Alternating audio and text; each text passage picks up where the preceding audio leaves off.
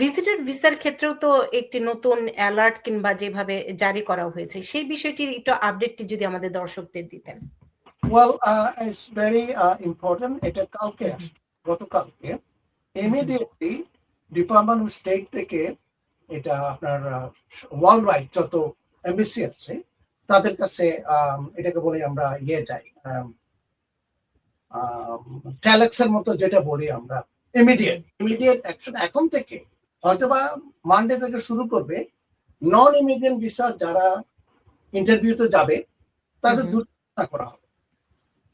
All প্রশ্ন তো থাকবেই, এডিশনাল দুটো প্রশ্ন, আপনি আপনার দেশে কোন সময় শিকার হয়েছেন কিনা, নির্যাতনের শিকার হয়েছেন কিনা, এবং আপনি দেশে আসলে আপনার কোনো ভয় আছে কিনা দেশে ফিরে আসতে। ভিসা দেওয়ার পরে আপনি ফিরে আসবেন, দুটো প্রশ্ন এডিশনাল প্রশ্ন কম্পালসারি। এটি কেবল ডিপার্টমেন্ট স্টেট থেকে গতকালকে কেবল গেলে আর্জেন্টলি ইমিডিয়েট এফেক্ট। সো এটা শুরু হবে। এটা আনসার কিভাবে দিবেন, that's a big discussion issue আমি মনে করি। কারণ এটার আনসার যদি আপনি ইয়েস দেন তাহলে আপনার ভিসা হবে না, কারণ আপনি তো আপনার দেশে আপনি নির্যাতনের শিকার হচ্ছেন, এবং আপনি আমেরিকা থেকে ঘুরে আসলে আপনি আবার আপনার মানে ইউ ক্যানট লিভ সেফলি, শান্তিভাবে থাকতে পারবেন না, তাহলে আপনার প্রবলেম আছে, লিগাল প্রবলেম থাকতে পারে, হোয়াটএভার। তো এই কারণে আপনাকে ভিসা দিবে না।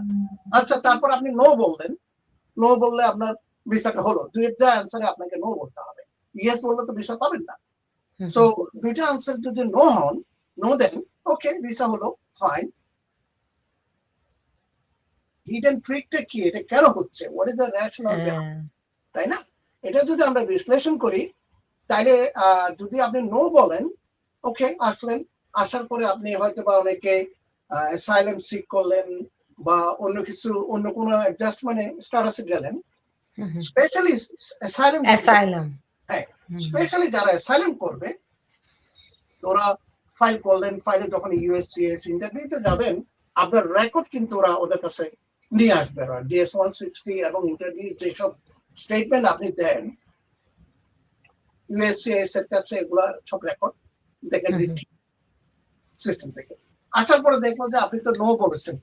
So what is the problem নাও? আপনি তো এখন এসে বলছেন আপনার সমস্যা আছে দেশে, আপনি গেলে আপনার জীবনের ঝুঁকি আছে, তো আপনি তো ওই সময় নো বলেছেন। সো এটা ক্রেডিবিলিটি ইস্যু হবে। সো মোস্ট লাইকলি অ্যাসাইলামে আপনার অফিসার আপনি যা বলবেন তা কোনো বিশ্বাস করবে না। এট দ্য সেম টাইম তাহলে বিশ্বাস না করলে কি হবে, case will be denied.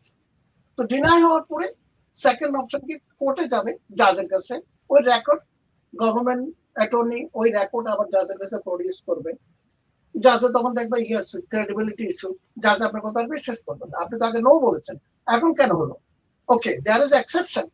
Exception হচ্ছে আপনি আসার পরে যদি কোনো সমস্যা হয়, কোনো প্রবলেম যদি হয়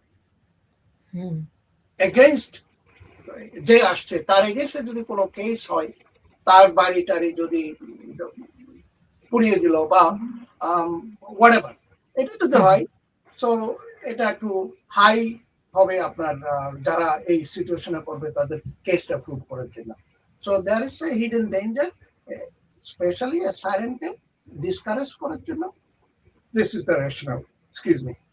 তার মানে ভিজিটর ভিসা কিংবা টুরিস্ট ভিসা কিংবা স্টুডেন্ট ভিসা সবাইকে কি এই দুটো প্রশ্ন করবেই?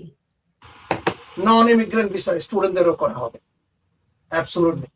কারণ তারা যদি, ওরা তো জানে সবাই হোয়াটএভার দ্য পিপল আর এভাবে এসে অ্যাসাইলাম সিক করে, তো অ্যাসাইলাম সিক করলে কিভাবে ওরা এটা ভেটিং করতে পারে, এইসব কারণেই আপাতত temporary pause, permanent pause, whatever, এইসবগুলো ওরা নীতিমালাগুলো ইমপ্লিমেন্ট করবে, কঠিন করছে।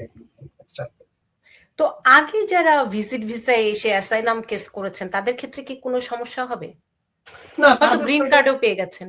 না, তাদের কোনো সমস্যা কেন হবে?